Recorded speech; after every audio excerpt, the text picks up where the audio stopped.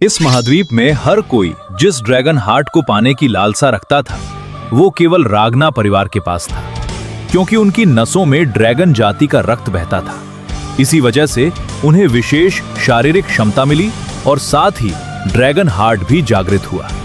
परिणाम स्वरूप चाहे जादुई शक्ति हो, शारीरिक बल हो या तलवारबाजी, हर क्षेत्र में उन्हें जन्मजात सर्वोच्च प्रतिभा प्राप्त थी।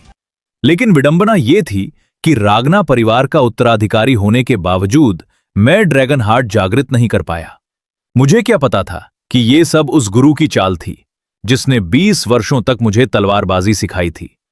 जब मेरे रहने वाले रोज पैलेस को पूरी तरह आग के हवाले कर दिया गया, तब मेरे गुरु लैंडन ने भी अपना पाखंडी मुखौटा उतार दिया। रागना का निकम्मा, ये उपनाम सच में तुम्हारे लिए बिल्कुल सही है बड़े साहब टायर। प्रतिभा नहीं थी ये तो अलग बात है, लेकिन इतने सालों तक तुम्हें जरा भी शक नहीं हुआ कि जो तलवारबाजी मैं तुम्हें सिखा रहा था उसमें ही समस्या थी। उसकी बातें सुनकर मैं गुस्से से कांप उठा। तो शुरू से ही तुम ईमानदार बनने का नाटक करके मेरे पास आए थे। तुम्हारा मकसद मुझे पूरी तरह निकम्मा बना देना था, सिर्फ इसलिए कि हमारे रोज पैलेस को दूसरों के हाथ बेच सको।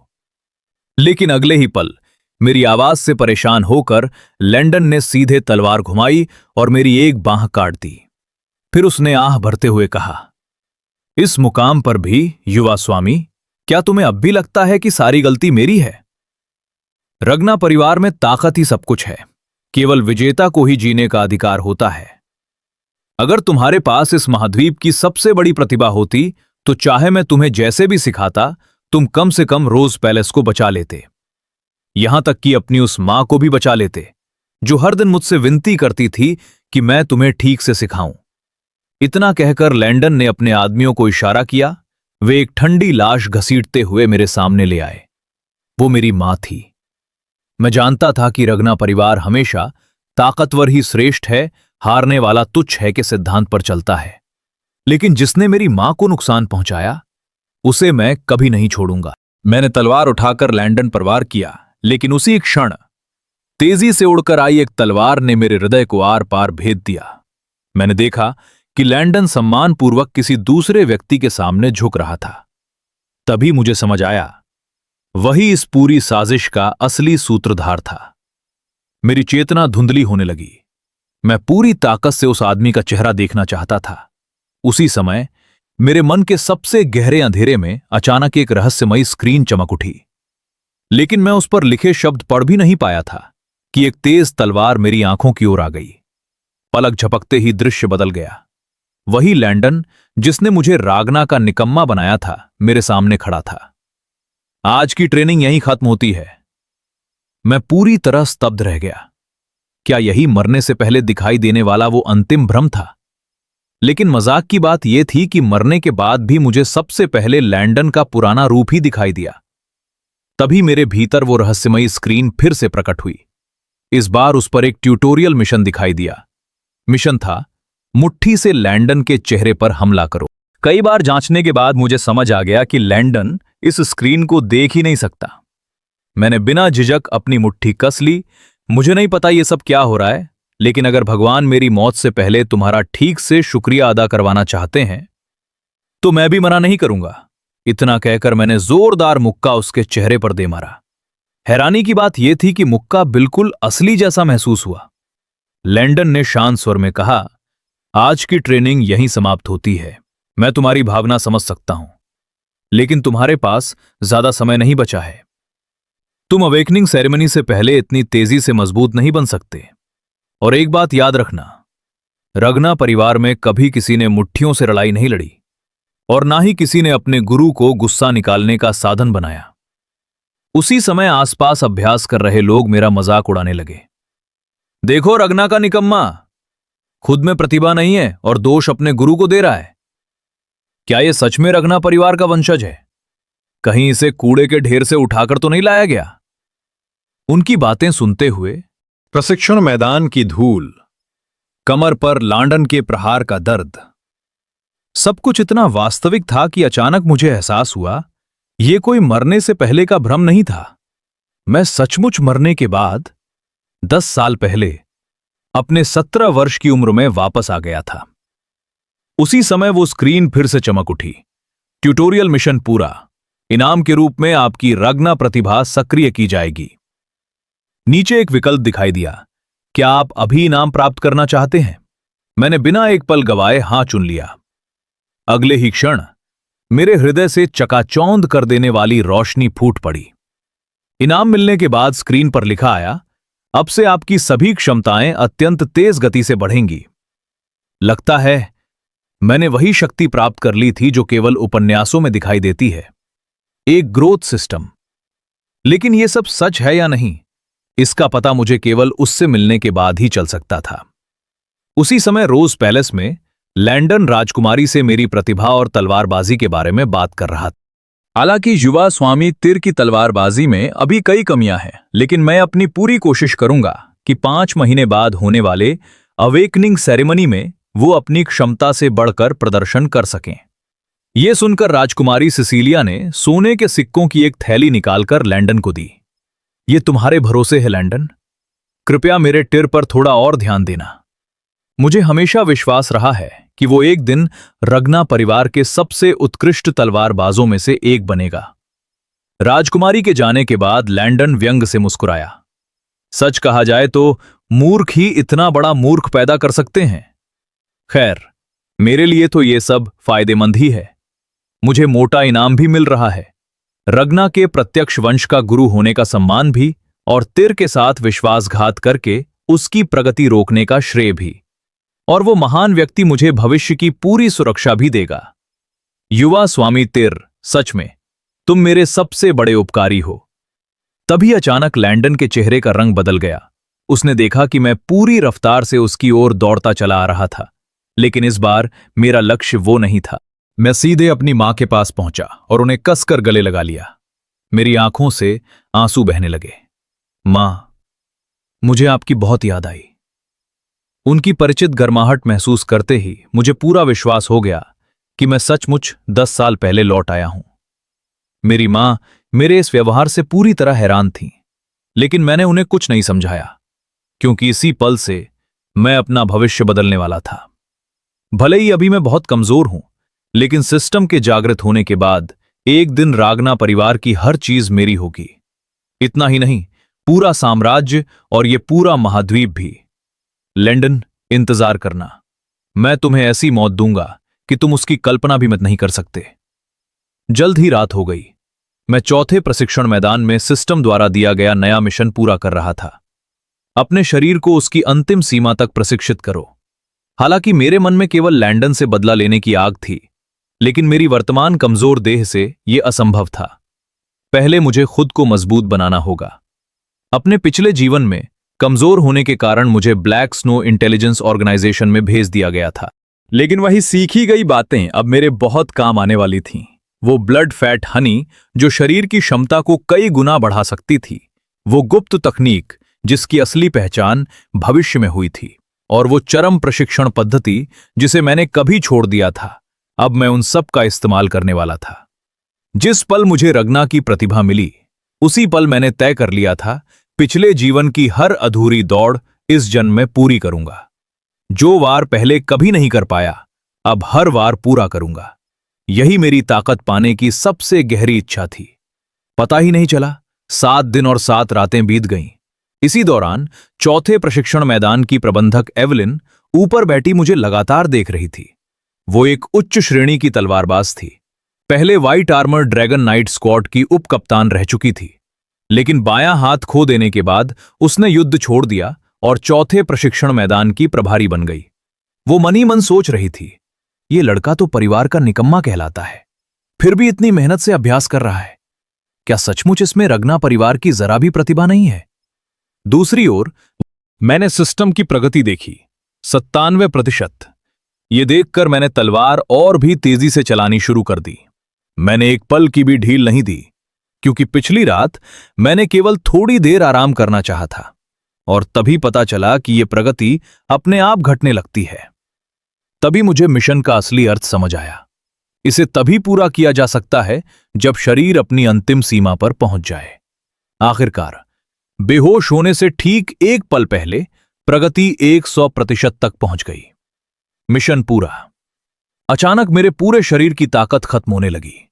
इनाम के रूप में मुझे मिलने वाला था ड्रैगन हार्ट, और चूंकि मैंने मिशन बहुत कम समय में पूरा किया था, मुझे अतिरिक्त इनाम भी मिला। मेरे पिछले जीवन के 10 वर्षों की जादुई शक्ति। बेहोश होने से पहले मैंने तुरंत रिसीव नाउ चुन लिया। अगले ही क्षण एक विशाल जादुई शक्ति मेरे शरीर में समा गई। यह दृश्य देखकर पास खड़ी एवेलिन पूरी तरह स्तब्ध रह गई। ये आखिर क्या है? कुछ देर बाद मैं एक अंधेरे कमरे में जागा। मैंने पूछा, मैं कहां हूं?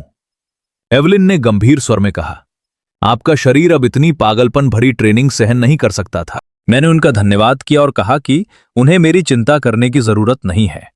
लेकिन जैसे ही उन्होंने मुझे पानी का गिलास दिया, उनका चेहरा अचानक गंभीर हो गया।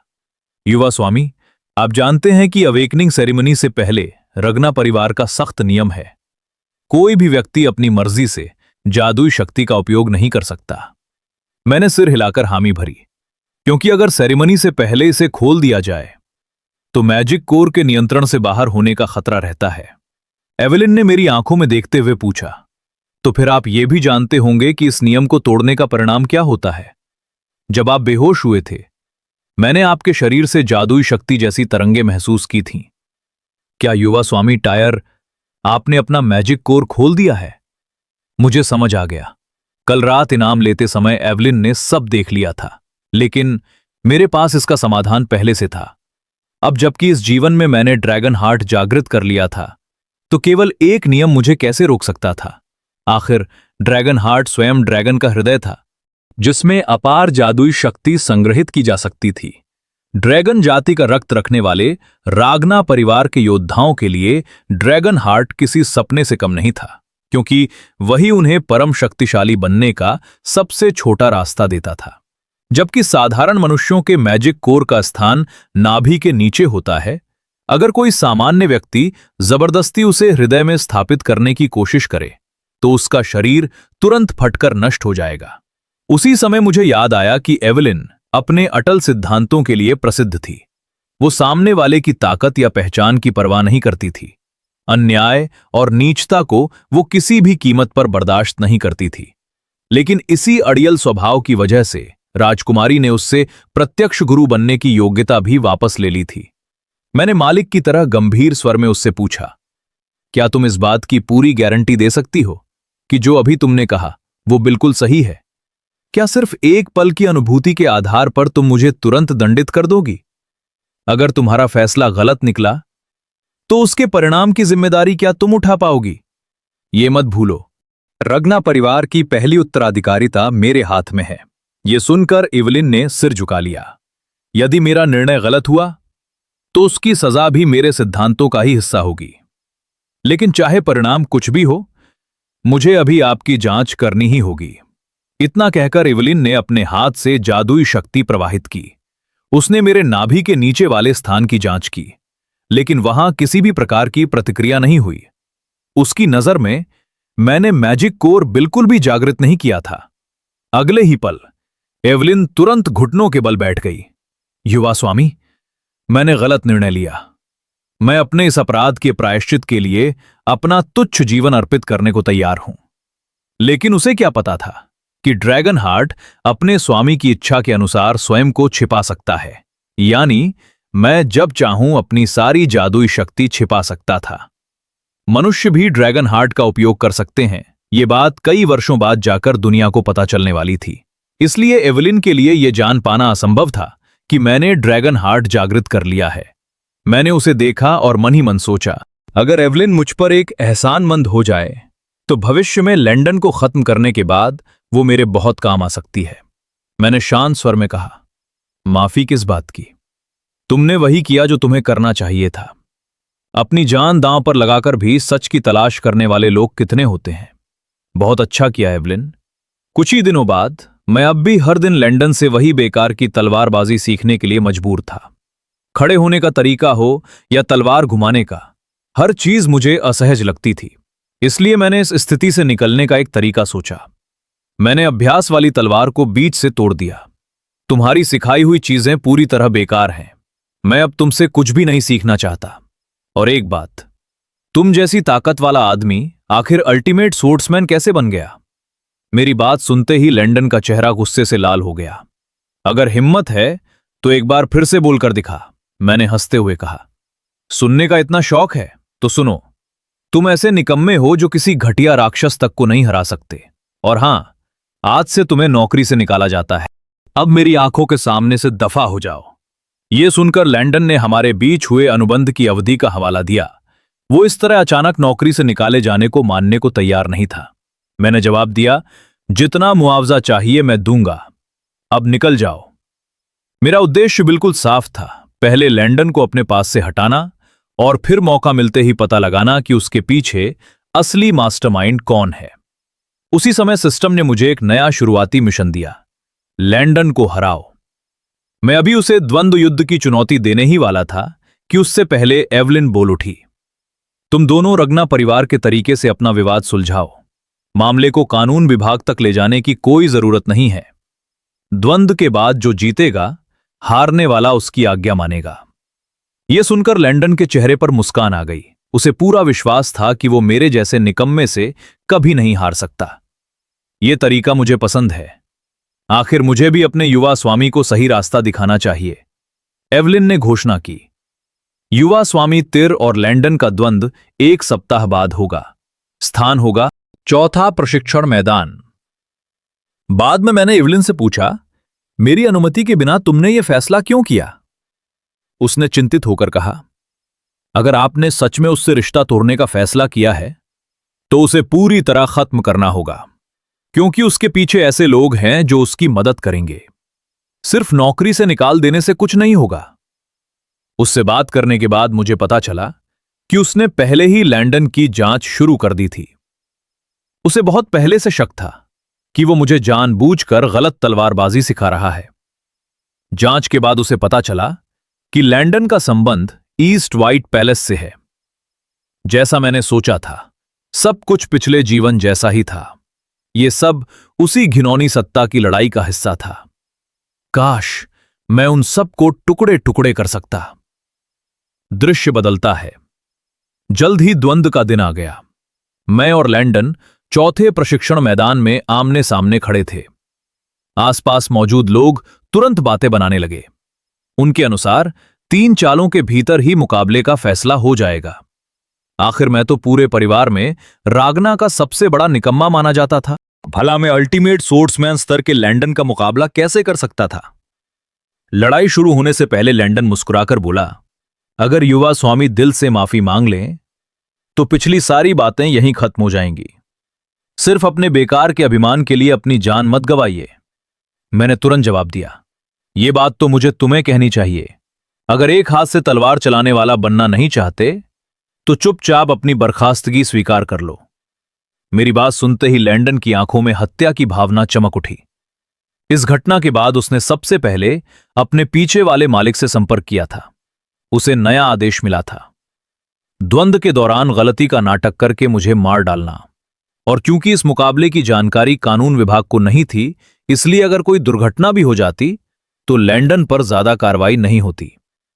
गुरु होने के नाते उसने मुझे पहला हमला करने का मौका दिया। मैंने कहा, जब तुम इतने उत्सुक हो तो मैं तुम्हारी इच्छा पूरी कर देता हूं। हमारी तलवारें लगातार टकराने लगीं। 3 चालें तो कब की बीत चुकी थीं।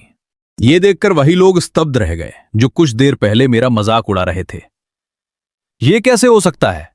रगना का सबसे बड़ा निकम्मा एक अल्टीमेट सोर्समैन के साथ बराबरी से लड़ रहा है। लड़ते लड़ते भी लैंडन मेरा मजाक उड़ाता रहा। क्या हुआ युवा स्वामी? जिस अल्टीमेट सोर्समैन को आप खुद ही तुच्छ समझते हैं, उसी का सामना नहीं कर पा रहे?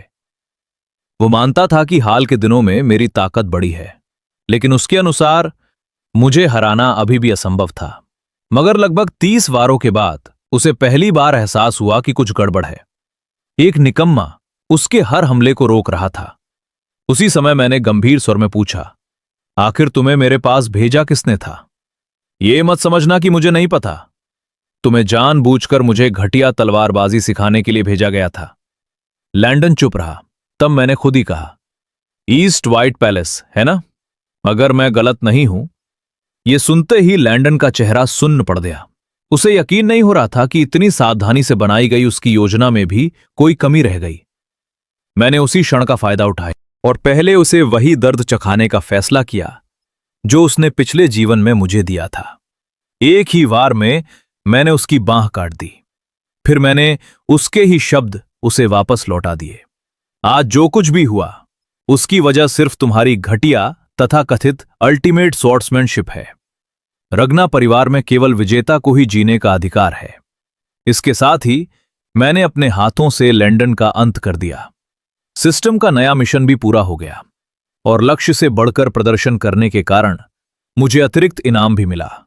लेकिन जैसे ही मैंने एक्सेप्ट दबाया, मुझे न केवल इनसाइट आई नाम की क्षमता मिली, बल्कि 1 साल की साधना के बराबर जादुई शक्ति भी पुरस्कार में मिली। लेकिन मैं अभी इनसाइट आई के उपयोग के बारे में सोच ही रहा था कि अचानक मेरे सिर के ऊपर से एक भयानक हत्या की आभा महसूस हुई। जैसे ही वो व्यक्ति जमीन पर उतरा, पूरा प्रशिक्षण मैदान कांप उठा।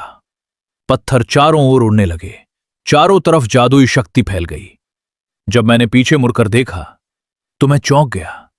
आने वाला व्यक्ति और कोई नहीं बल्कि रगना परिवार के 9 ड्रैगन्स में से एक मैजिक ड्रैगन और वर्तमान white armour dragon night squad का कप्तान जूलियस था। ये यहां क्यों आया है? नहीं, असल सवाल यह है कि ये हमारी लड़ाई कब से देख रहा था। उधर मैदान के बाहर मौजूद लोग भी डर के मारे पसीने पसीने हो गए। वे सभी जूलियस की ताकत अच्छी तरह जानते थे। दूसरी ओर एवलिन सिर पकड़कर रह गईं। अरे जूलियस, क्या तुम सामान्य इंसान की तरह प्रशिक्षण मैदान में नहीं आ सकते? अब यह सब दोबारा ठीक कराने की जिम्मेदारी भी मेरी होगी। आमतौर पर 9 ड्रैगन्स के अचानक आने के केवल 2 ही कारण होते थे, या तो दानवों का हमला हुआ हो या फिर परिवार में किसी ने गंभीर अपराध किया हो। लेकिन यहां न कोई दानव था और ना ही किसी ने कोई उपद्रव किया था, इसलिए जूलियस के यहां आने का कोई कारण नहीं बनता था। लेकिन अगले ही पल उसके चेहरे का भाव पूरी तरह बदल गया। वो हंसते हुए मेरे पास आया और जोर से मेरी पीठ थपथपाते हुए बोला, वाह टेर, तुम्हारा तरीका तो कमाल का है, सीधा, तेज और बिल्कुल निर्दयी। मैं तुम्हें अगला राजा कहने को तैयार हूं। लेकिन अगले ही पल उसने खुद ही सिर हिलाया। नहीं, असल में लैंडन जैसा आदमी तो मरने के ही लायक था। हालांकि ये सब कहने के लिए जूलियस यहां नहीं आया था। उसने सीधे कहा, मैं तुम्हें अपनी white armour dragon night squad में शामिल होने का निमंत्रण देने आया हूं। यह सुनते ही पूरा मैदान शोर से गूंज उठा। क्या? लॉर्ड जूलियस रगना के सबसे बड़े निकम्मे को अपनी टीम में बुला रहे हैं? अवेकनिंग सेरेमनी तो अभी हुई भी नहीं। क्या यह बहुत बड़ा जोखिम नहीं है? बात सही भी थी। जब तक मैजिक कोर जागृत नहीं होता तब तक कोई भी मेरी असली क्षमता नहीं जान सकता था। आखिर कई लोग तलवारबाजी में तो जन्मजात प्रतिभाशाली होते हैं, लेकिन उनकी जादुई शक्ति बेहद कमजोर होती है। लेकिन जिस निमंत्रण के लिए वहां मौजूद हर व्यक्ति तरस रहा था, उसके जवाब में मैंने सिर्फ 3 शब्द कहे, मैं मना करता हूं। मेरे इस जवाब से जूलियस भी कुछ पल के लिए असहज हो गया। आखिर उसने कोई बहाना बनाया और वहां से चला गया। बहुत जल्द यह खबर पूरे रगना परिवार में आग की तरह फैल गई। जो लोग पहले मुझे तुच्छ समझते थे, वे अब मुझे रगना का निकम्मा नहीं बल्कि सम्मान से युवा स्वामी तिर कहकर बुलाने लगे। इसी दौरान यह खबर ईस्ट पैलेस तक भी पहुंच गई। इस समय राजकुमारी आमिर का सिर दर्द से फटा जा रहा था। अब सचमुच बड़ी मुसीबत हो गई। उस निकम्मे ने लैंडन को मार डाला। अब आगे की हमारी योजना का क्या होगा? तभी उसके पीछे खड़े व्यक्ति ने शांत स्वर में कहा, चिंता करने की जरूरत नहीं है। वैसे भी लैंडन कोई असली अल्टीमेट स्वॉर्ड्समैन नहीं था। वो व्यक्ति था आमिर का बड़ा भाई एड ट्रॉयवन, और वो भी 9 ड्रैगन्स में से एक स्टील ड्रैगन्स था। लेकिन असल में आमिर को लैंडन की मौत की चिंता नहीं थी। उसे चिंता थी उस द्वंद्व के बाद पैदा हुए असर की। अब सिर्फ मैजिक ड्रैगन्स ही नहीं, यहां तक कि इवलिन भी खुद उसे तलवारबाजी सिखा रही है। इतने में एक और व्यक्ति अंदर आया। वो था आमिर का बेटा अर्सिविन। उसने मुस्कुराते हुए कहा, मां। परिवार की मुखिया सेसिलिया इतनी छोटी सी बात पर उस निकम्मे की ओर ध्यान नहीं देंगी। आमिर ने गंभीर होकर कहा, तुम लोग समझते क्यों नहीं?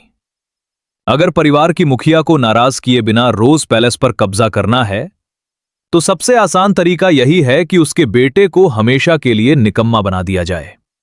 अरसिविन ने लापरवाही से हाथ हिलाया। हमारी योजना पर इसका कोई असर नहीं पड़ेगा। मैजिक ड्रैगन और इवलिन तो हमेशा कमजोर लोगों पर दया करते हैं, चाहे वे कितने भी ताकतवर क्यों ना हो।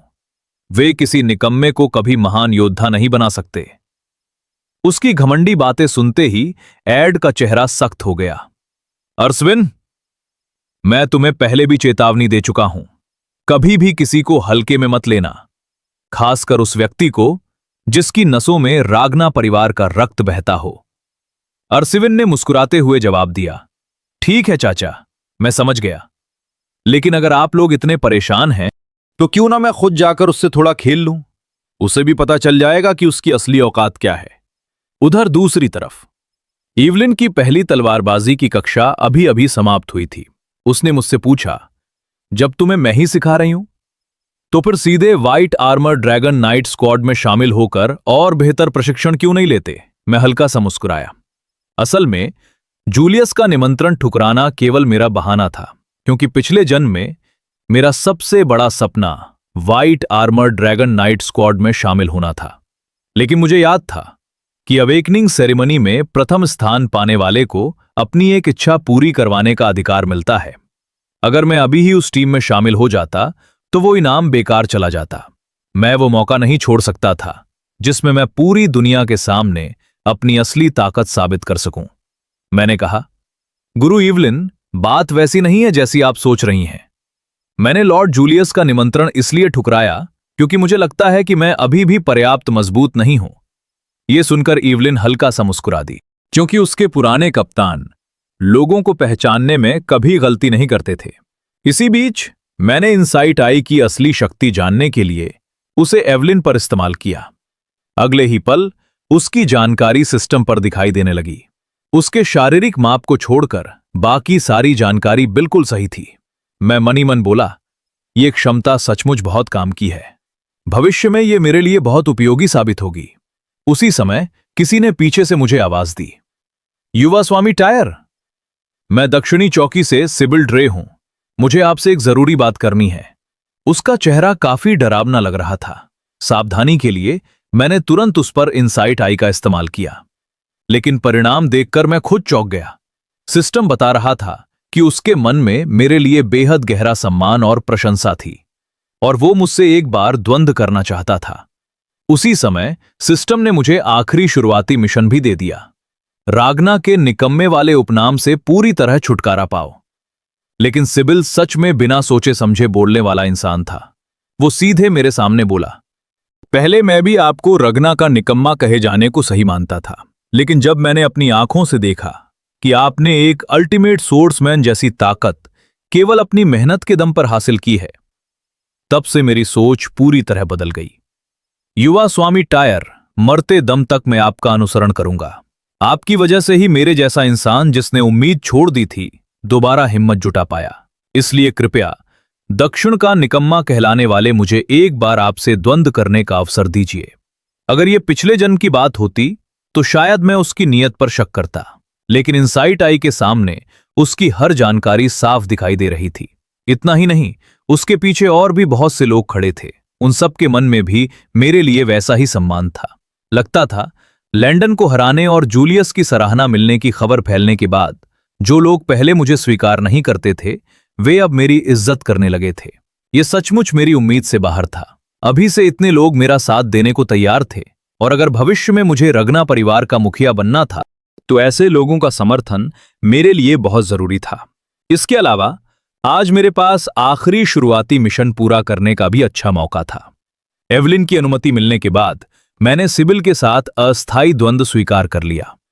जैसे ही सिबिल ने तलवार लेकर पहला हमला किया, मैंने पहले रक्षात्मक मुद्रा अपनाकर उसकी असली ताकत परखनी शुरू की। लेकिन वो खुद को जरूरत से ज्यादा कम आंक रहा था। उसकी गति बेहद तेज थी, उसके वारों की ताकत भी कमाल की थी। इतनी शक्ति होने के बावजूद वो खुद को दक्षिण का निकम्मा कहता था। सचमुच ये प्रतियोगिता बहुत कठिन थी।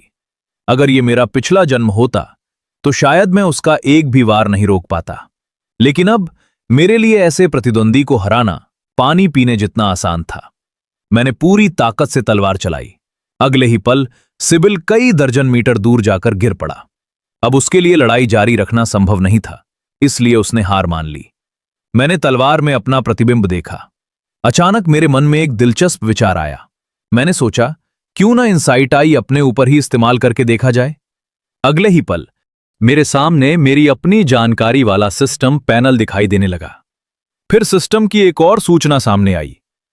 चूंकि आपने अपनी क्षमता के आंकड़ों की खोज कर ली है, अब से आपकी सभी क्षमताएं संख्यात्मक रूप में प्रदर्शित होंगी। मैंने देखा, मेरे टैलेंट वाले भाग में अभी भी 4 स्थान खाली थे, यानी मेरी असली सीमा मेरी कल्पना से भी कहीं आगे थी। जब तक मैं आगे भी सिस्टम के दिए गए मिशन पूरे करता रहूंगा, मुझे बाकी के 4 अज्ञात टैलेंट भी मिल जाएंगे। उस समय मेरी नजर अपनी एबिलिटी वैल्यूज पर पड़ी। ड्रैगन हार्ट और पिछले जन्म की जादुई शक्ति की वजह से इस समय मेरी जादुई शक्ति बहुत अधिक थी। लेकिन उसी क्षण मेरे मन में एक और विचार आया। क्या पिछले जन्म में मुझ पर कोई श्राप लगाया गया था? अगर ऐसा था तो वही मेरी बदकिस्मती की असली वजह भी हो सकती थी। मुझे जल्द से जल्द इसे सुधारने का तरीका ढूंढना होगा। उधर एवलिन अपने शिष्य की तेजी से बढ़ती ताकत देखकर बहुत संतुष्ट थी। उसने न सिर्फ अपने हाथों से अल्टीमेट स्वॉर्ड्समैन लैंडन को हराया था, भले ही लैंडन उस स्तर का सबसे कमजोर योद्धा ही क्यों न रहा हो, बल्कि उसे मैजिक ड्रैगन जूलियस की स्वीकृति भी मिल चुकी थी। यह शुरुआत किसी वरदान से कम नहीं थी। आखिर रागना परिवार में जहां केवल ताकत का सम्मान होता था, लोगों की प्रतिक्रिया सिर्फ 2 तरह की होती थी।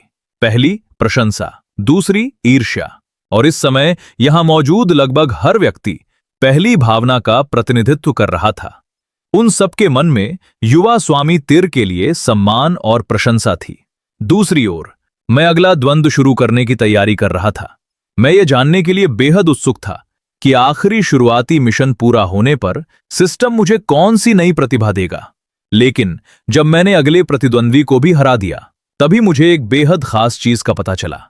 जब भी मैं किसी ऐसे व्यक्ति को हराता जो मुझसे द्वंद्व करना चाहता था और वो दिल से मेरी ताकत को स्वीकार कर लेता, तो मेरी लक वैल्यू बढ़ जाती थी। ये जानने के बाद मैंने लगातार द्वंद्व करने का फैसला किया। मैंने सोचा, यहां मौजूद जितने भी लोग मेरी प्रशंसा करते हैं, उन सब के साथ एक एक करके मुकाबला करूंगा। शायद कम से कम मेरी लक वैल्यू 0 तक वापस पहुंच जाए और साथ ही वो उपनाम भी हमेशा के लिए मिट जाए जो पिछले जन्म से मेरे साथ चिपका हुआ था। लेकिन मेरी उम्मीद के बिल्कुल विपरीत, हालांकि लक वैल्यू सचमुच बढ़ रही थी, फिर भी लगभग 20 मुकाबले जीतने के बाद मिशन की प्रगति केवल 1% ही बढ़ी। अगर मेरा अनुमान सही था, तो जिन लोगों को मैंने अभी हराया था, वे पहले ही दिल से मेरा सम्मान करने लगे थे। ऐसा लगता है अब मुझे ऐसे लोगों को हराना होगा जो अभी भी मुझे नीचा समझते हैं या फिर मुझसे कहीं ज्यादा ताकतवर हैं। उसी समय मेरे सामने भारी कवच की पदचाप सुनाई दी। अब मेरी बारी है, मैं भी आपसे कुछ सीखना चाहता हूं। जैसे ही मैंने उसकी ओर देखा, मैं हैरान रह गया। आसपास खड़े बाकी लोग भी उसकी आभा देखकर स्तब्ध रह गए। उसका नाम था वेरिंगटन नासियो। वो नॉर्दर्न 4 आर्मीज में से एक था। उसे सिल्वर लायन के नाम से जाना जाता था। वो एक प्रतिष्ठित परिवार में पैदा हुआ और जन्म से ही तलवारबाजी का विलक्षण प्रतिभाशाली था। उसने विनम्रता से कहा, मैं यहां अवेकनिंग सेरेमनी से पहले रगना परिवार की तलवारबाजी का अनुभव लेने आया हूं। कृपया मेरी इस धृष्टता को क्षमा करें, युवा स्वामी टायर। उसकी बात सुनकर मैंने सबसे पहले उस पर इनसाइट आई का प्रयोग किया। परिणाम देखकर मुझे राहत मिली। उसके मन में मेरे प्रति जरा भी दुर्भावना नहीं थी। वो केवल मेरे बारे में सुनकर मुझसे मुकाबला करने आया था। भले ही मैं मिशन पूरा कर पाऊं या नहीं, लेकिन नॉर्दर्न 4 आर्मीज के सदस्य से लड़ने का मौका अपने आप में बहुत बड़ी बात थी। अगर मैं हार भी जाता तो कम से कम मुझे यह पता चल जाता कि इस समय मेरी वास्तविक ताकत कहां तक पहुंची है। हम दोनों ने एक दूसरे की ओर मुस्कुराकर देखा और अगले ही क्षण हमने एक साथ अपनी पूरी ताकत से वार कर दिया। मुझे लगा था यह लड़ाई काफी लंबी चलेगी, लेकिन अगले ही पल हुए विस्फोट ने मेरी सारी उम्मीदें बदल दी। जब धूल का गुबार छटा तो वहां मौजूद सभी लोग हैरान रह गए। मुझे भी उम्मीद नहीं थी कि मेरी मौजूदा ताकत के बावजूद मैं नॉर्दर्न फोर आर्मीज के योद्धा का एक ही वार नहीं रोक पाऊंगा। लेकिन अगर सोचें तो यह बिल्कुल स्वाभाविक था।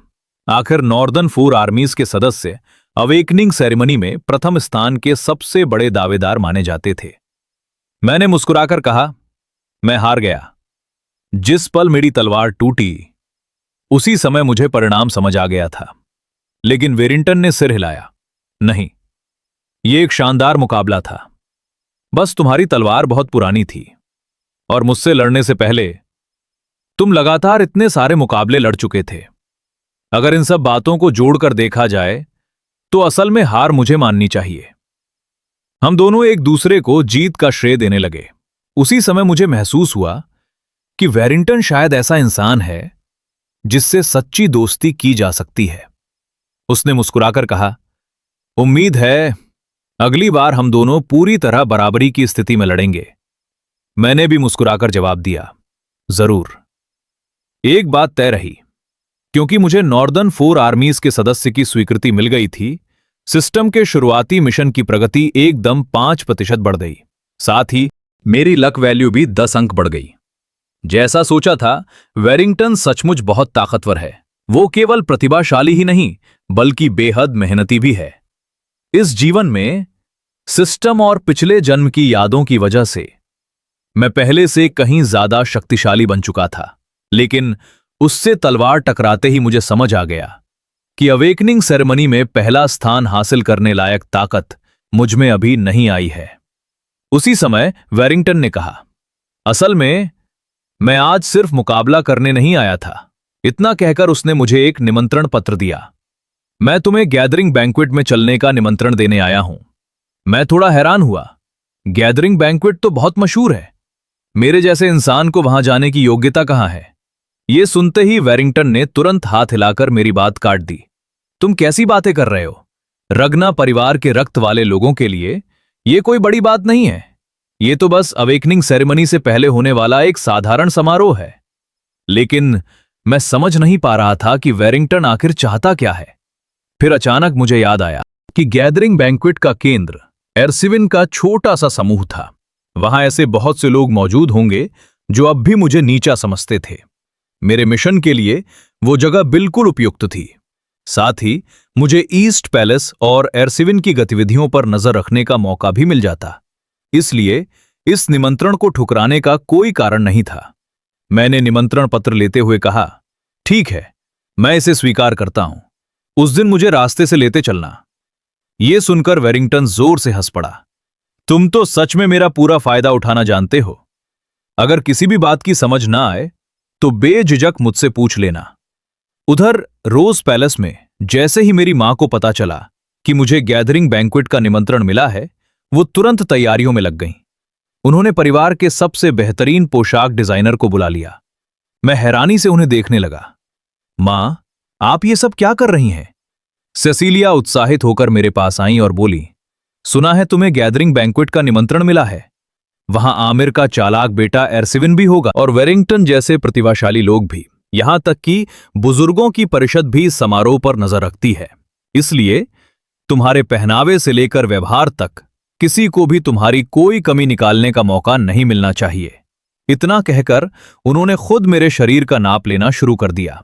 सिसिलिया ने नाप लेते हुए कहा, मुझे पता है कि शिष्टाचार के मामले में तुम बिल्कुल अच्छे हो, लेकिन पहनावा और संस्कार दो अलग अलग बातें हैं। इसलिए इस हिस्से की जिम्मेदारी मैं संभालूंगी। ये मत भूलो, तुम्हारी मां पहले एक अभिनेत्री रह चुकी है। उनकी ये बात सुनते ही मेरा दिल जैसे किसी ने जोर से जकड़ लिया हो। मेरी पहचान एक नीच जन्म वाले पुत्र की थी। मां हमेशा इस बात को लेकर खुद को दोष देती थी, लेकिन इसमें उनकी कोई गलती नहीं थी। मैंने धीरे से कहा, मां, मेरे जैसा निकम्मा बेटा होने की वजह से आपको बहुत कष्ट हुआ होगा। यह सुनते ही सिसिलिया की आंखों से आंसू बह निकले। मां को हमेशा से विश्वास था कि तुम एक दिन जरूर सफल होगे। तुम कभी भी लोगों के कहे हुए रागना के निकम्मे नहीं थे। मुझे पता था दुनिया में ये बात केवल मेरी मां ही मुझसे कह सकती थी, लेकिन जब मैं गैदरिंग बैंक्वेट में सबको हरा दूंगा, तब रगना का निकम्मा कहलाने वाला ये उपनाम हमेशा के लिए मुझसे छिन जाएगा। जल्द ही आधा महीना बीत गया। आज गैदरिंग बैंक्वेट में जाने का दिन था। वेरिंगटन सुबह सुबह ही शहर के द्वार पर घोड़ा गाड़ी लेकर मेरा इंतजार कर रहा था। लेकिन जैसे ही उसने मुझे देखा, वो कुछ पल के लिए स्तब्ध रह गया। क्या तुम सच में टेर हो? इस पहनावे में तो तुम बिल्कुल किसी और इंसान जैसे लग रहे हो। मैं मुस्कुराकर बोला, मजाक मत करो वेरिंगटन, ये सब मेरी मां ने तैयार कराया है। चलो अब गाड़ी में बैठते हैं। उस दिन के द्वंद्व के बाद वेरिंगटन लगभग हर दिन मेरे साथ अभ्यास करने आने लगा था। धीरे धीरे हम दोनों के बीच अच्छी दोस्ती हो गई। हां, सबसे ज्यादा परेशानी एवलिन को हुई। शुरू में तो वो सिर्फ मेरी वजह से दोबारा शिष्यों को सिखाने लगी थी, लेकिन अब उन्हें सिर्फ मुझे ही नहीं बल्कि दूसरे परिवार के लोगों को भी प्रशिक्षण देना पड़ रहा था। रास्ते में वेरिंगटन ने अचानक मुझसे कहा, असल में ये निमंत्रण एरसीविन ने ही मुझे तुम्हें देने के लिए कहा था और तुम्हारे स्वागत के लिए उसने एक खास कार्यक्रम भी तैयार किया है। मैंने केवल हल्की सी मुस्कान दी। मैंने कोई जवाब नहीं दिया। लगता था वेरिंगटन अभी तक नहीं जानता था कि एरसीविन और मेरे बीच दुश्मनी कितनी गहरी है। दृश्य बदलता है। आखिरकार मैं फिर से उस अभिशप्त ईस्ट पैलेस पहुंच गया। यही वो जगह थी जहां से लैंडन को मेरे विकास में बाधा डालने का आदेश मिला था और आखिर में यही के लोगों ने रोज पैलेस पर कब्जा कर लिया था। उसी समय वेरिंगटन ने बताया, एरसीविन का तैयार किया हुआ कार्यक्रम प्रवेश द्वार पर शुरू होगा। मुझे पहले से ही पता था ये कोई अच्छी बात नहीं होने वाली। आखिर एरसीविन ने वेरिंगटन से मुझे निमंत्रण दिलवाया ही इसलिए था क्योंकि हाल ही में मेरी प्रतिष्ठा बहुत तेजी से बढ़ने लगी थी। वो निश्चित रूप से मेरी बढ़ती हुई लोकप्रियता को दबाना चाहता था, लेकिन मैं उसकी इच्छा के अनुसार चलने वाला नहीं था। मैं उसे दिखा दूंगा कि असली मायने में हर तरफ से कुचलना किसे कहते हैं।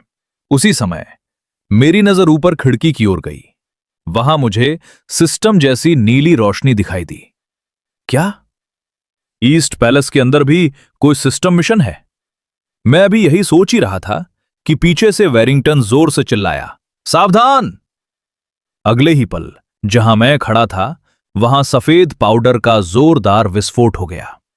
अच्छी बात यह रही कि मैंने समय रहते छलांग लगा दी, इसलिए मेरी मां द्वारा खास तौर पर तैयार करवाया गया औपचारिक वस्त्र गंदा होने से बच गया। वेरिंगटन गुस्से से भर उठा। वो साफ तौर पर मेरे लिए न्याय मांगना चाहता था। एरसीविन, क्या यही तुम्हारा तथाकथित दिलचस्प कार्यक्रम है? नीचे उतरकर इसकी सफाई दो। मैंने एक बार फिर उस पर इनसाइट आई का प्रयोग किया। तभी मुझे यकीन हो गया कि वेरिंगटन का एरसीविन से कोई संबंध नहीं था। मैंने ऊपर देखा। जैसी हरकत की उम्मीद थी वैसी ही हरकत केवल वही कर सकता था। एरसीविन मुस्कुराते हुए बोला, स्वागत है रगना के निकम्मे। ये खास स्वागत समारोह तुम्हें जरूर पसंद आया होगा। लेकिन मेरे अगले शब्द सुनकर एरसीविन पूरे 2.5 मिनट तक स्तब्ध रह गया। इतनी मेहनत करके मेरे लिए स्वागत समारोह आयोजित करने के लिए धन्यवाद। मुझे आज की इस पार्टी का बेसब्री से इंतजार था। एरसीविन के चेहरे पर एक शातिर मुस्कान उभर आई। लगता है इतने समय बाद तुम पहले से ज्यादा दिलचस्प हो गए हो। जब हम पार्टी के अंदर पहुंचे तो चारों तरफ तुरंत फुसफुसाहट शुरू हो गई। आखिर एरसीविन सोच क्या रहा है? उसने इस तरह के निकम्मे को पवित्र मेल मिलाप सभा में बुलाया कैसे? मुझे लगता है एरसीविन ने जानबूझकर ऐसा किया है। वो इस निकम्मे को सबके सामने मस्खरा बनाना चाहता है। विलिंगटन ने उनकी तरफ से मुझसे माफी मांगी। ये लोग आमतौर पर ऐसे नहीं होते, मैंने जवाब दिया। कोई बात नहीं, इतने सालों में मैं इसकी आदत डाल चुका हूं। बल्कि मुझे तो एरसीविन का निमंत्रण देने के लिए उसका धन्यवाद करना चाहिए। जाहिर था कि विलिंगटन मेरी आखिरी बात का मतलब नहीं समझ पाया। उसके चेहरे पर उलझन साफ दिखाई दे रही थी। तुम लोग अभी जितना घमंड करना चाहते हो कर लो, थोड़ी देर बाद तुम्हारी हालत देखने लायक होगी। तभी एरसीविन ऊपर से नीचे उतर कर आया। क्या बात है निकम्मे, ये पार्टी पसंद आई? हालांकि ये खुली हुई बेइज्जती थी, फिर भी मुझे खुद को रोकना था। मुझे अपनी मूल योजना के अनुसार ही आगे बढ़ना था। बिल्कुल, आगे से ऐसी किसी भी पार्टी का निमंत्रण विलिंगटन के हाथ भेजने की जरूरत नहीं है। सीधे रोज पैलेस में मेरे पास भेज देना। इसके बाद एरसीविन ने मेरा कंधा पकड़ लिया। अभी जो मैंने तुम्हारे ऊपर आटा फेंका वो मेरी गलती थी। मैं तुमसे माफी मांगता हूं। मैंने कहा, लेकिन मुझे तो बस इतना याद है कि तुम मेरा अभिवादन कर रहे थे। ये सुनते ही अर्जीवन ने जोर से मेरी पीठ थपथपाई। मेरे प्यारे टायर, इतने समय बाद तुम इतने मजेदार हो गए हो। मैं तो तुम्हें दिन ब दिन और ज्यादा पसंद करने लगा हूं। आसपास खड़े लोग ये देखकर सोचने लगे कि मैं अर्गजीवन की खुशामद कर रहा हूं। आखिर दोनों रगना परिवार से थे, लेकिन वहां भी दर्जों का फर्क था। तभी विलिंगटन का चेहरा धीरे धीरे उतरने लगा, क्योंकि किसी ने जानबूझकर उसकी सबसे संवेदनशील बात छेड़ दी। सच कहे तो विलिंगटन भी तो उसी नस्ल का है ना? इसलिए रगना के उस निकम्मे के साथ उसकी जोड़ी तो जैसे जन्म से ही बनी हुई है। लेकिन उन्हें क्या पता था कि मैं इसी पल का इंतजार कर रहा था। मैं चाहता था कि विलिंगटन को लगे कि आगे मैं जो भी करूंगा उसमें उसका साथ देने की भावना भी शामिल है। इसलिए मैंने अर्जीवन से कहा कि मैं थोड़ी देर के लिए जा रहा हूं। मैं भी तुम्हारी तरह यहां मौजूद नए दोस्तों से मिलकर आता हूं। इतना कहकर मैं सीधे उस आदमी के पास पहुंचा जो अब भी उसी नस्ल वाले विषय पर लगातार बातें कर रहा था। मैंने मेज पर रखी शराब की बोतल उठाई और पूरी ताकत से उसके चेहरे पर दे मारी। जब उसने पलटकर विरोध करना चाहा तो मैंने तुरंत एक जोरदार लात उसके ऊपर दे मारी। किसे निकम्मा कह रहा है? उस नस्ल की पहचान ने तेरा क्या बिगाड़ा है? ये मत भूल कि तुम्हारा पूरा परिवार हमारे रगना परिवार का सिर्फ दरबान है। इतना कहकर मैंने पूरी ताकत लगाई और उसकी हड्डियां 2 टुकड़ों में तोड़ दी। जिन लोगों के परिवार का दर्जा उसके बराबर था, वे ये देखकर वहीं के वहीं सहम गए। किसी की भी हिम्मत नहीं हुई कि आगे बढ़ सके। मेरी मौजूदगी ही उनके लिए इतनी डरावनी हो गई थी कि जो लोग अभी कुछ देर पहले मुझसे मिलने की बात कर रहे थे, उनके माथे पर ठंडा पसीना आ गया। उसी समय मेरे मिशन की प्रगति सीधे 58% तक पहुंच गई और लगातार बढ़ती रही। मेरे जबरदस्त दबाव के सामने उनकी तलवारें तक हाथ में टिक नहीं पा रही थीं। जब उन्हें होश आया, तब उन्हें एहसास हुआ कि उन्होंने गलत इंसान को नाराज कर दिया है। वे माफी मांगकर मेरी क्षमा पाना चाहते थे, लेकिन उनके हिस्से में सिर्फ उनके सिर जमीन पर गिरना ही बचा था। अच्छा काम किया एवलिन गुरुजी। एवलिन के यहां आने की वजह साफ थी। उसे अपने इस शिष्य की बहुत चिंता थी। वो कभी अर्जीवन की गुरु रह चुकी थी, इसलिए उसके स्वभाव को सबसे अच्छी तरह जानती थी। और कल मैजिक ड्रैगन ने भी उससे इस बारे में बात की थी।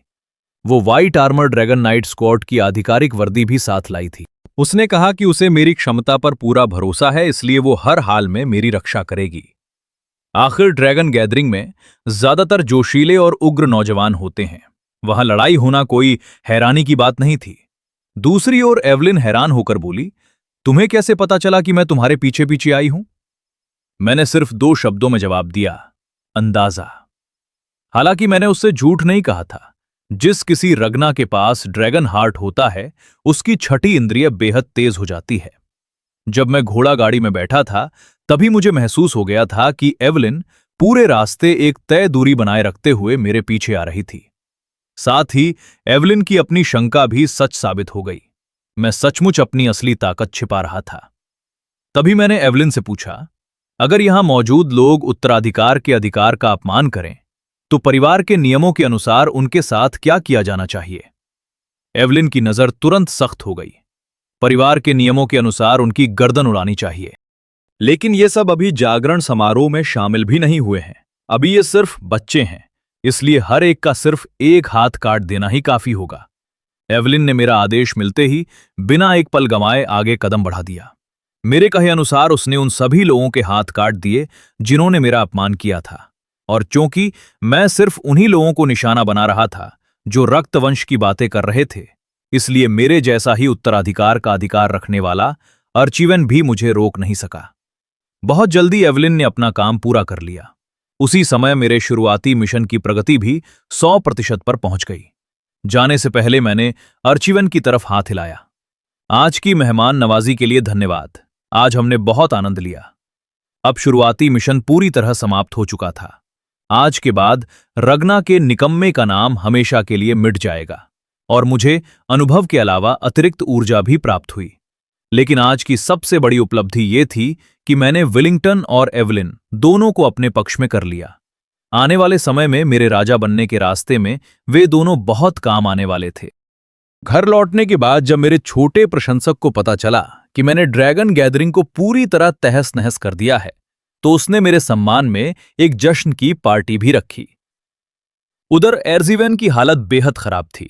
इस समय उसकी मां उसे लगातार थप्पड़ मारकर सबक सिखा रही थी। तो तुमने उस निकम्मे को ऐसा बहाना दे दिया कि उसने तुम्हारे सारे आदमियों को गंभीर रूप से अपंग बना दिया। मैंने तुम्हें पहले ही चेतावनी दी थी कि उस आदमी को कभी हल्के में मत लेना। अब न सिर्फ तुम उसका हौसला तोड़ने में नाकाम रहे, बल्कि तुमने उसे पहले से भी ज्यादा घमंडी बना दिया। अगर यही चलता रहा तो रोज पैलेस पर कब्जा करने की हमारी योजना देर सबेर पूरी तरह नाकाम हो जाएगी। एर्जिवेन कुछ सफाई देना चाहता था, लेकिन जवाब में उसे सिर्फ एमिल की बेरहम डांट ही मिली। अभी की अभी वापस जाओ और अपने किए पर अच्छी तरह विचार करो। एर्जिवेन के जाने के बाद एड ने फिर एमिल को समझाया, इतनी चिंता करने की जरूरत नहीं है। मेरे हिसाब से यह हमारे लिए अच्छी बात है। रोज पैलेस में भले ही सब निकम्मे हों, लेकिन इतने सालों से परिवार के मुखिया का संरक्षण मिलने की वजह से उस पर कब्जा करना आसान नहीं था। लेकिन अब हमारे पास एक बिल्कुल उचित कारण है जिससे हमारी योजना और भी आसानी से पूरी हो सकती है। अगर हमें डर है कि तैर अपनी प्रतिभा दिखाकर परिवार के मुखिया की नजर में आ जाएगा और भी ताकतवर बन जाएगा, तो फिर इसी मेल मिलाप सभा में उसके द्वारा पैदा किए गए इस बड़े उपद्रव को आधार बनाकर हम कानून के जरिए उसे सजा दिलाएंगे। उसके बाद रोज पैलेस अपना उत्तराधिकार का अधिकार खो देगा। तब चाहे हम ईस्ट व्हाइट पैलेस को पूरी तरह अपने कब्जे में ले लें, कोई भी इसका विरोध नहीं करेगा। एमील को यह योजना पसंद आ गई। उसने पूछा, इसकी तैयारी में कितना समय लगेगा? एड हल्का सा हंस पड़ा। अगर अभी से समय गिना जाए तो गिरफ्तारी का आदेश अब तक पहुंच भी चुका होगा। बस कल सुबह उठने का इंतजार करो, तुम्हें अच्छी खबर मिल जाएगी। अब जाकर आराम से स्नान करो और चैन की नींद सो जाओ। ये खुशबूदार तेल और जड़ी बूटियां मैं खास तुम्हारे लिए दक्षिणी ज्वालामुखी क्षेत्र से लाया हूं। उधर दूसरी तरफ विलिंगटन ने गंभीरता से कहा, आज के बाद मैं हर कदम पर तुम्हारे साथ रहूंगा। पहले मेरे परिवार ने मुझे एर्जिवेन के साथ अच्छे संबंध बनाने को कहा था, लेकिन अब मेरी सोच बदल चुकी है। इसी मौके का फायदा उठाकर मैंने विलिंगटन से एक मदद मांगी। मैंने एक कागज का टुकड़ा निकालकर कहा, अगर भविष्य में मेरे और एर्जिवेन के बीच उत्तराधिकार की लड़ाई अपने चरम पर पहुंच जाए तो उस समय मेरी मदद करना। मुझे पता था कि भविष्य में विलिंगटन अपने परिवार के जियो कबीले का मुखिया बनेगा। उसकी ताकत इतनी जबरदस्त होगी कि वो रगना के बराबर टक्कर दे सकेगा। इसलिए मुझे अभी से उसे पूरी तरह अपने पक्ष में करना था। विलिंगटन ने बिना जरा भी झिझके मेरे हाथ से वो समझौता पत्र ले लिया। जब मैंने पहले ही तय कर लिया है कि मैं तुम्हारे साथ रहूंगा, तो तुम्हारा मामला ही मेरा मामला है। लेकिन तभी बाहर से अचानक कवचों की तेज पदचाप सुनाई देने लगी। जो लोग आए थे वे लॉ हॉल के लॉ स्वॉर्ड्समैन थे। उन्होंने सीधे कहा, तायर रागना, हमें शक है कि तुमने जानबूझकर परिवार के भीतर अशांति और दंगा फैलाया है। इसलिए हम तुम्हें आधिकारिक तौर पर लॉ हॉल ले जा रहे हैं। वहां तुम्हारी पूछताछ की जाएगी। ये सुनते ही वहां मौजूद सभी लोग सन्न रह गए, लेकिन मैं बिल्कुल शांत था। मैं आगे बढ़ा और गिरफ्तारी वारंट पर एक सरसरी नजर डाली। फिर हल्की सी मुस्कान के साथ बोला, तुम लोगों को इतनी भी जल्दी थी? इस वारंट की स्याही तक अभी ठीक से सूखी नहीं है। लेकिन मैंने कोई बहस नहीं की, ना ही अपनी सफाई देने की कोशिश की। मैंने खुद इशारा किया कि वे मुझे हथकड़ी पहना दें, क्योंकि मुझे अच्छी तरह पता था कि आगे जो होने वाला है वही तय करेगा कि मैं ईस्ट व्हाइट पैलेस को अपने कब्जे में ले पाऊंगा या नहीं। जाने से पहले मैंने हल्के से विलिंगटन की ओर देखा। उसने भी मेरी तरफ देखकर सिर हिलाया। फिर उसने अपनी मुट्ठी में दबे उस कागज को और कसकर पकड़ लिया, क्योंकि उस कागज में लिखा हुआ आगे चलकर मेरा सबसे बड़ा हथियार बनने वाला था। दृश्य बदलता है। कुछ ही देर बाद लॉ स्वॉर्ड्समैन मुझे लॉ हॉल ले आए। मेरी सुनवाई करने वाले 9 ड्रैगन्स के सदस्य थे। उनमें मौजूद थे magic dragon Julius Ragna, resistance dragon Ed Troyvan, sword dragon Osha Ragna और ओरिजिन ड्रैगन वुल्फ रागना। साथ ही वुल्फ की एक और पहचान भी थी। वो एल्डर्स काउंसिल का वरिष्ठ सदस्य था, लेकिन अपने पिछले जन्म के अनुभव से मैं वुल्फ को अच्छी तरह जानता था। वो रक्तवंश को सबसे ज्यादा महत्व देता था। मेरे जैसे, जिसका जन्म निम्न दर्जे में हुआ था, उससे वो स्वाभाविक रूप से नफरत करता था। और सचमुच, जैसे ही मैंने आगे बढ़कर उसे नमस्कार किया, उसने मेरी तरफ एक बार भी नहीं देखा। इसके बाद वुल्फ ने ड्रैगन गैदरिंग में मेरे द्वारा किए गए हर काम का विस्तार से जिक्र किया। उसने कठोर स्वर में कहा, यह सारी मुसीबत तुम्हारी वजह से हुई है। जिन आश्रित परिवारों के बच्चों को तुमने घायल किया था, अब वही परिवार रागना परिवार छोड़ने की धमकी दे रहे हैं। इस पूरे मामले की जिम्मेदारी तुम्हें ही उठानी होगी। मैं किसी भी हालत में रागना परिवार की प्रतिष्ठा पर आंच नहीं आने दूंगा। मैंने शांति से सिर हिलाया। आपकी बात बिल्कुल सही है। असल में उस समय मुझसे गलती हुई थी। मुझे उन लोगों को माफ नहीं करना चाहिए था जिन्होंने रागना परिवार के उत्तराधिकार का अपमान किया था। मुझे सिर्फ उनके हाथ नहीं काटने चाहिए थे, बल्कि उनके सिर काट देने चाहिए थे। वे हमारे जागीरदार हैं। उन्हें सम्मान और जमीन हमारे परिवार ने दी है। लेकिन अगर वही लोग अपने स्वामी की जान को खतरे में डालें, तो क्या उन्हें वहीं तुरंत मौत की सजा नहीं मिलनी चाहिए? मेरी ये बात सुनकर जूलियस ने संतोष से सिर हिलाया। उसे मेरी दलील काफी उचित लगी। अगर इसी तरह बात आगे बढ़ती तो मेरी सजा काफी हल्की हो सकती थी। लेकिन वुल्फ और एड अभी भी हैरान थे। तभी स्वॉर्ड ड्रैगन ओशा ने बोलना शुरू किया। मैं समझ सकती हूं कि तुम क्या कहना चाहते हो, लेकिन तुम्हें एक बात समझनी होगी। हां, रगना परिवार बेहद शक्तिशाली है, लेकिन हमारे अधिकार क्षेत्र का आकार बहुत बड़ा नहीं है। अगर हम अपने जागीरदारों और प्रजाजनों की बात सुनना ही बंद कर दें, तो आखिरकार रगना परिवार का अंत तय है। सिर्फ ताकत के दम पर पूरी दुनिया पर शासन नहीं किया जा सकता। मैंने तुरंत उत्तर दिया, मैं आपकी बात हमेशा याद रखूंगा। ओशा 9 ड्रैगन्स की पहली पीढ़ी के परिवार प्रमुख की पहली पत्नी और प्लम ब्लॉसम पैलेस की राजकुमारी थीं। अपने पिछले जन्म में भी उन्होंने कभी मेरे प्रति कोई शत्रुता नहीं दिखाई थी। लेकिन मुझे यह भी अच्छी तरह पता था कि भविष्य में रोज पैलेस का अंत कैसा होने वाला है। इसके बाद मैंने सीधे पूछा, तो आखिर मुझे कौन सी सजा दी जाएगी? वुल्फ ने बिना किसी झिझक के जवाब दिया, 3 महीने की नजरबंदी। ये सुनते ही मैंने तुरंत उस फैसले का विरोध किया, क्योंकि ठीक 2 महीने बाद अवेकनिंग सेरेमनी शुरू होने वाली थी। अगर मुझे 3 महीने तक नजरबंद रखा जाता तो मैं इस साल के अवेकनिंग सेरेमनी में हिस्सा ही नहीं ले पाता। तभी ओशा ने मुझे एक सुझाव दिया, अगर ऐसा है तो अगले साल होने वाले अवेकनिंग सेरेमनी का इंतजार करो। वैसे भी जिन 15 बच्चों को तुमने घायल किया है, वे भी अगले साल ही भाग लेंगे। दूसरी तरफ एड के चेहरे पर साफ खुशी दिखाई दे रही थी, क्योंकि सुनवाई शुरू होने से पहले ही जूलियस ने मेरी तरफ से दया की अपील की थी। लेकिन उसका भी कोई असर नहीं हुआ। हर हाल में मैं इस साल का अवेकनिंग सेरेमनी खोने वाला था। रागना परिवार में अवेकनिंग सेरेमनी को टाल देना बेहद शर्मनाक माना जाता था, और जिस व्यक्ति के नाम पर ऐसा दाग लग जाए, उसके लिए रोज पैलेस का प्रतिनिधि बनना लगभग असंभव हो जाता था। यही तो एड चाहता था। अगर मैं प्रतिनिधि नहीं बन पाता तो उनके लिए रोज पैलेस पर कब्जा करना बहुत आसान हो जाता। लेकिन मैंने बिना एक पल गंवाए कहा, मैं इस फैसले के खिलाफ अपील करता हूं। असल में मुझे पहले से पता था कि अपील करने के बाद मामला सिर्फ 3 महीने की नजरबंदी तक सीमित नहीं रहेगा। मैं ये भी समझ चुका था कि जूलियस ने मेरी तरफ से जरूर सिफारिश की होगी।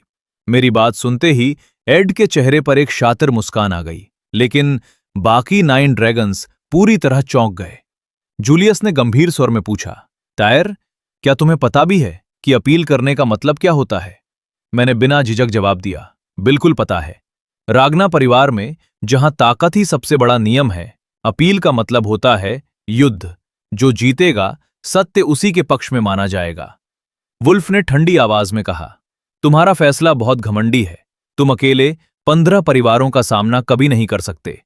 मैंने शांत स्वर में कहा, यह बात मैं भी जानता हूं, लेकिन ऐसी स्थिति में युद्ध का तरीका बदल जाता है।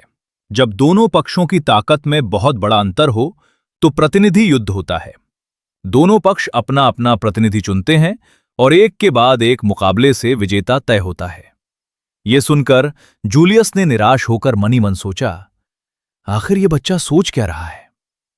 एक आरोपी होने के नाते तुम अपने प्रतिनिधि के रूप में सिर्फ खुद को ही चुन सकते हो, जबकि ईस्ट वाइट पैलेस की तरफ से कम एरसीवन जैसा प्रतिभाशाली तलवारबाज उतरेगा।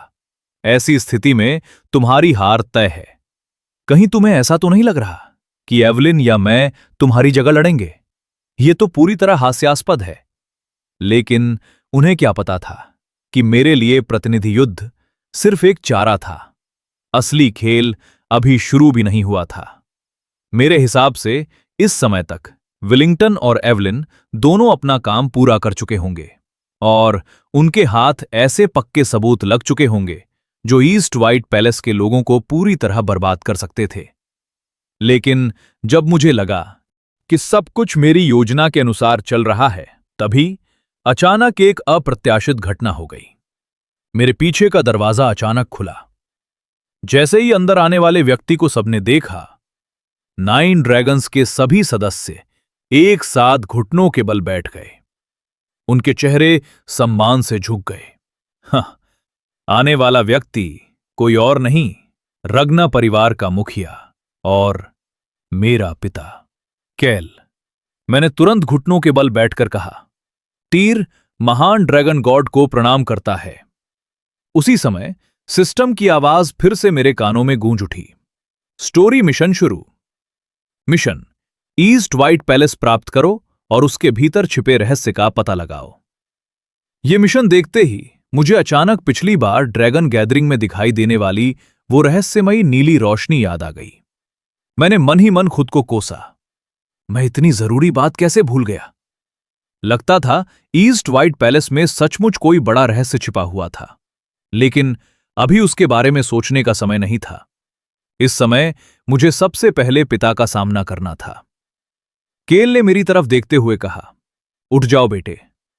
मैं यहां से गुजर रहा था, तभी तुम्हारे मामले की बात सुनी। लगता है मामला काफी उलझ गया है। तो क्या तुम सचमुच प्रतिनिधि युद्ध के जरिए दूसरी सुनवाई चाहते हो? मैंने बिना हिचकिचाए सिर हिलाकर हामी भर दी। केल कुछ पल तक चुपचाप सोचते रहे, फिर उन्होंने कहा, तुम खुद अपने प्रतिनिधि नहीं बन सकते। कोई ऐसा व्यक्ति चुनो जो तुम्हारी ओर से लड़ सके। मैं समझ गया, यह भी पिता की एक परीक्षा थी। मैंने उनकी आंखों में देखते हुए कहा, मेरे पास कोई प्रतिनिधि नहीं है।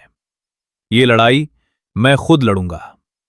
मुझे अच्छी तरह पता है कि मेरे हारने की संभावना बहुत ज्यादा है, लेकिन कोशिश किए बिना यह कैसे पता चलेगा। मैं मरना स्वीकार कर सकता हूं, लेकिन पीछे हटना नहीं। मेरी बात सुनते ही केल जोर से हंस पड़े। उन्होंने पूरे सभागार की ओर देखते हुए कहा, सुना तुम सबने मेरे बेटे ने क्या कहा? रागना परिवार के उत्तराधिकारी के मुंह से इससे बेहतर बात और क्या हो सकती है। मुझे तुम्हारा यह साहस बहुत पसंद आया। फिर उन्होंने मेरी ओर देखकर कहा, तो फिर रग्न परिवार के मुखिया के रूप में मैं तुम्हारी परीक्षा लूंगा। अगर तुम मेरा एक वार सह गए तो तुम्हारे ऊपर लगे सारे आरोप मैं यहीं समाप्त कर दूंगा। तुम्हारे पास इसे ठुकराने का कोई कारण नहीं है। अभी मेरे साथ बाहर चलो। इतने में केल के पीछे से विरोध की आवाज आई। फैमिली हेड, आप ऐसा जल्दबाजी में फैसला नहीं कर सकते। ये बोलने वाला एड था, क्योंकि वो अच्छी तरह जानता था अगर मैं सचमुच केल का वार सह गया तो मुझे परिवार के मुखिया की मान्यता मिल जाएगी और मैं आधिकारिक उत्तराधिकारियों में शामिल हो जाऊंगा। हालांकि उसे पूरा विश्वास था कि मैं ये वार नहीं झेल पाऊंगा, लेकिन उसे ये भी पता था कि दुनिया में कभी कभी चमत्कार भी हो जाते हैं, इसलिए वो हर हाल में केल को रोकना चाहता था। उसने जल्दी से कहा, एक जागीरदार होने के नाते मुझे पिता पुत्र के मामले में दखल देने का अधिकार नहीं है, लेकिन परिवार के नियमों के अनुसार। उसकी बात पूरी भी नहीं हुई थी कि केल ने सिर्फ एक वाक्य कहा, क्या तुम्हें मेरे निर्णय पर आपत्ति है? बस इतना सुनते ही एड का चेहरा उतर गया। उसने तुरंत सिर झुकाकर कहा, मैं समझ गया फैमिली हेड, सब कुछ आपके निर्णय के अनुसार ही होगा। इसके बाद केल ने अपनी नजर जूलियस की ओर घुमाई, क्योंकि वो शुरू से ही एक तरफ खड़ा मुस्कुरा रहा था। जूलियस ने हंसते हुए कहा, ऐसी कोई बात नहीं। बस काफी समय बाद फैमिली हेड को देखकर खुशी हो गई। केल समझ गए कि जूलियस क्या सोच रहा था, लेकिन इस समय सबसे जरूरी काम मेरा मामला था। उन्होंने मेरी ओर देखा। क्या कहते हो बेटे? मेरे इस फैसले पर तुम्हें कोई आपत्ति तो नहीं? अब तक हालात पूरी तरह मेरी योजना से अलग दिशा में जा चुके थे। ऐसे में मेरे पास परिस्थिति के साथ चलने के अलावा कोई रास्ता नहीं था। लेकिन जिस जवाब की किसी ने कल्पना भी नहीं की थी, वो मेरे मुंह से निकला। मैं मना करता हूं। मेरी बात सुनते ही केल कुछ पल के लिए वहीं चिटक गए। फिर मैंने अपनी बात पूरी की। मेरी आपत्ति इस परीक्षा से नहीं है, मेरी आपत्ति इसके इनाम से है। अगर मैं जीत गया तो सिर्फ अपराध माफ कर देना, ये मेरे साथ न्याय नहीं होगा। आखिर आप पूरे महाद्वीप के सबसे शक्तिशाली योद्धा हैं। आपकी परीक्षा की तुलना एक साधारण प्रतिनिधि युद्ध से कैसे की जा सकती है? केल ने दिलचस्पी से पूछा, तो बताओ, तुम और क्या इनाम चाहते हो? मैंने धीरे धीरे अपना सिर घुमाया और सीधा एड की ओर देखा। फिर मुस्कुराते हुए कहा, मुझे ईस्ट व्हाइट पैलेस चाहिए। यह सुनते ही एड का गुस्सा 7वें आसमान पर पहुंच गया। अगर वो कर सकता तो उसी समय मुझ पर टूट पड़ता। दूसरी तरफ वुल्फ ने मेरी ओर देखते हुए कहा, तुम्हारा घमंड आखिरकार तुम्हारे ही लिए मुसीबत बनेगा। लेकिन मैं अपने पिता के स्वभाव को अच्छी तरह समझ चुका था और ठीक वैसा ही हुआ जैसा मैंने सोचा था। केल ने मेरी शर्त स्वीकार कर ली। उन्होंने जोर से कहा, अगर कोई उत्तराधिकारी बनना चाहता है तो उसके अंदर इतना साहस होना ही चाहिए। चलो, अब मेरे साथ बाहर आओ। मैं खुद देखूंगा कि तुम्हारे अंदर सचमुच वो योग्यता है या नहीं। अगर मैं सिर्फ परिवार के मुखिया की एक तलवार का वार झेल गया तो मुझे पूरा ईस्ट व्हाइट पैलेस इनाम में मिलेगा और मेरे ऊपर लगे सारे अपराध भी पूरी तरह माफ कर दिए जाएंगे। ये वादा मुझे पूरे महाद्वीप के सबसे शक्तिशाली ड्रैगन गॉड ने खुद दिया था। लेकिन अब भले ही मैं रगना परिवार का निकम्मा नहीं रहा था, फिर भी सिस्टम में मेरी रैंक अभी भी सिर्फ लेवल 2 थी। मेरी ताकत भी बेहद दयनीय थी, सिर्फ 18 स्ट्रेंथ पॉइंट्स। ऐसी ताकत लेकर परिवार के मुखिया, जो पूरी तरह अपने चरम स्तर पर थे, उनका सामना करना सिर्फ एक मजाक जैसा था। चूंकि इस समय पिता की नजर में मैं अभी तक जादुई शक्ति का इस्तेमाल करना नहीं जानता था, इसलिए उन्होंने हथियार के तौर पर सिर्फ एक जंग लगी लोहे की तलवार चुनी। लेकिन इसके बावजूद पिता की राजा जैसी आभा जरा भी कम नहीं हुई। वो बस अपनी जगह खड़े थे, फिर भी उनके शरीर से निकलने वाला दबाव इतना भयावह था कि मेरा पूरा शरीर कांपने लगा। यहां तक कि मेरी हड्डियां भी अनियंत्रित रूप से थरथरा रही थीं। उसी समय दूर खड़ा एड फिर से मुस्कुराने लगा। उसे पूरा विश्वास था कि मेरे जैसा बच्चा चाहे जितना भी ताकतवर हो जाए, फिर भी वो उस एक वार को कभी नहीं झेल सकता, जिसे बड़े बड़े वरिष्ठ तलवारबाज भी सहन नहीं कर पाते। लेकिन उसे क्या पता था कि प्रशिक्षण मंच पर चढ़ने से पहले ही मैं सिस्टम से मिली वो खास चाबी इस्तेमाल कर चुका था। साथ ही मेरे पास जितने भी बांटने योग्य एट्रीब्यूट पॉइंट्स थे, मैंने उन सभी को स्ट्रेंथ में लगा दिया था। मेरी ताकत पहले से लगभग 3 गुना बढ़ चुकी थी।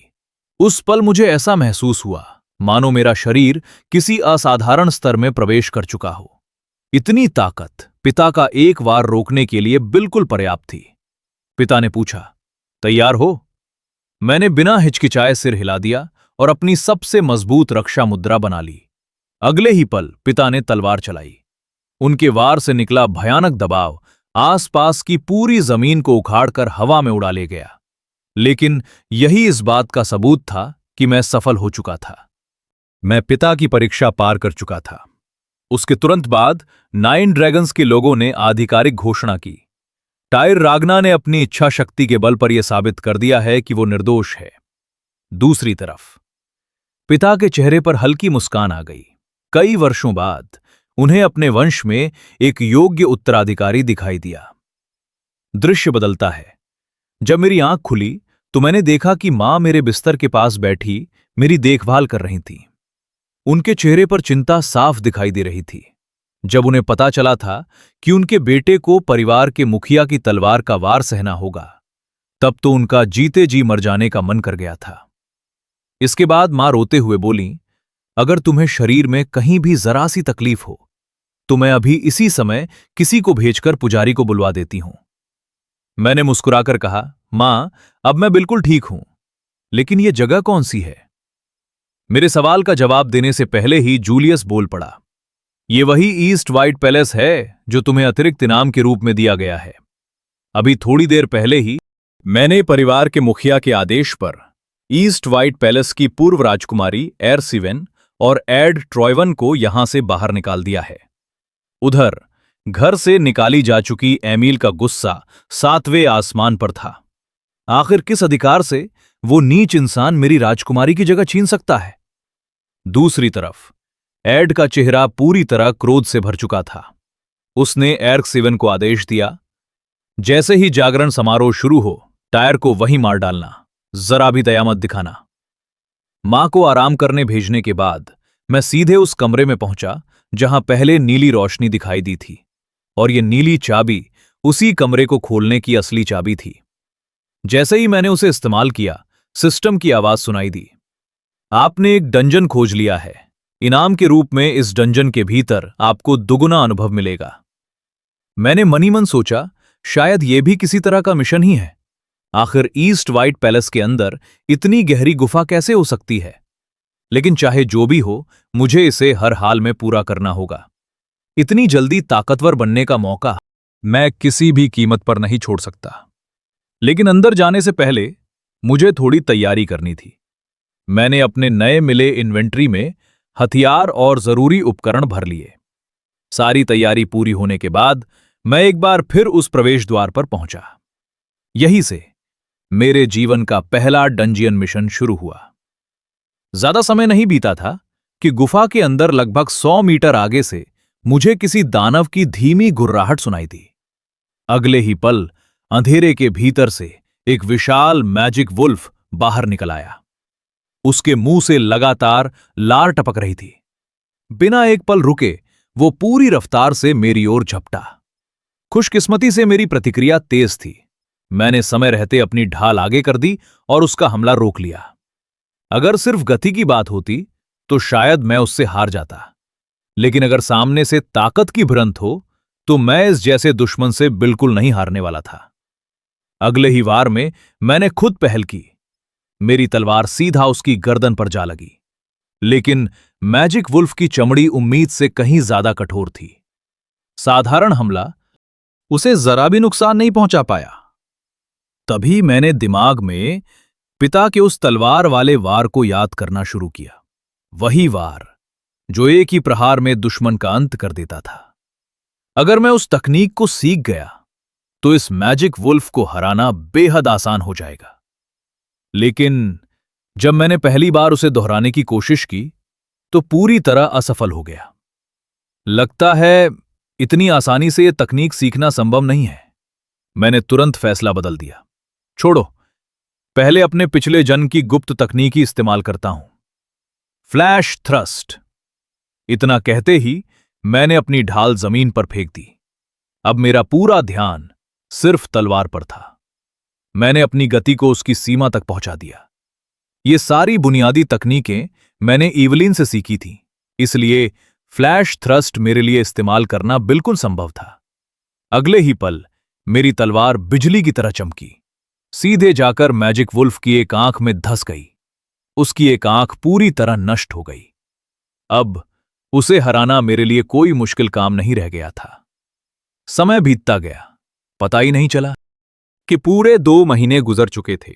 इस दौरान मैंने कुल 170 मैजिक बीस्ट को मार गिराया। इस समय मैं पूरी तरह थक चुका था।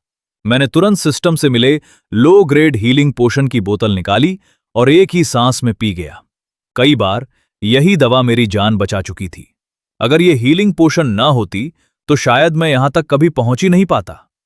अब पूरे डंजन में सिर्फ एक आखिरी मैजिक बीस्ट बचा था। इसका मतलब साफ था, वही इस डंजन का अंतिम बॉस था। दृश्य बदलता है। मैं अपने हाथ में बची हुई आखिरी तलवार लेकर डंजन की 5वीं मंजिल पर पहुंचा।